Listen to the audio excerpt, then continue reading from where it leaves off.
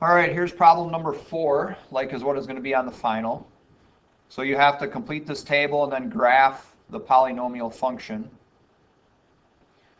So I've written this function here, and I've substituted the first one, the -6, in for x. And notice wherever I substitute that -6 in, I put it in parentheses. And what I'm going to do now is go to my calculator, and I'm going to type that in just the way I have it written.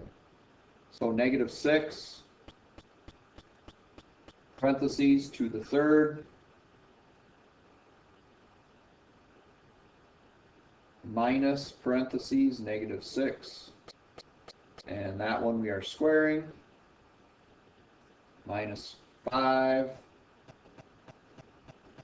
times -6, and then plus 2.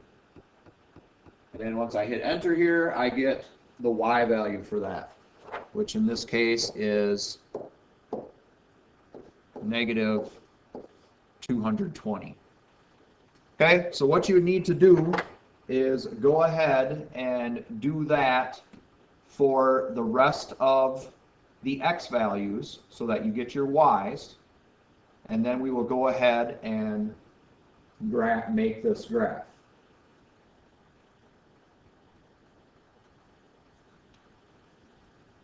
Okay, so like I said, go ahead and figure out the rest of the y values for the x's. I've gone ahead and done that. And for the -2, that one is going to be 0. For the 0, it's going to be 2. For the 2, you get -4. And for 6, it comes out to 152. And again, I did those the same way I did with the -6.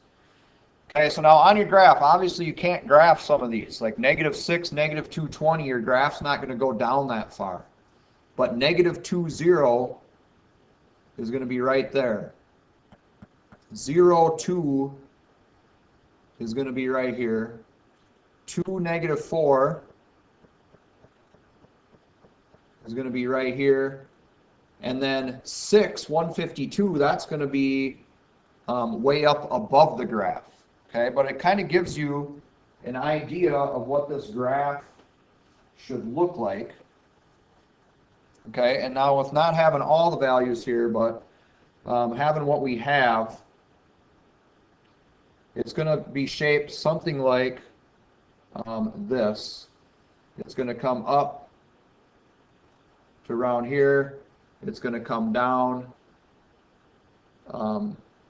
through that point, and then it's going to loop back up like that.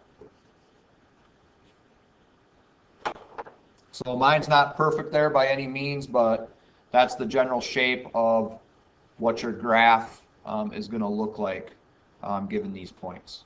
So there's problem number 4.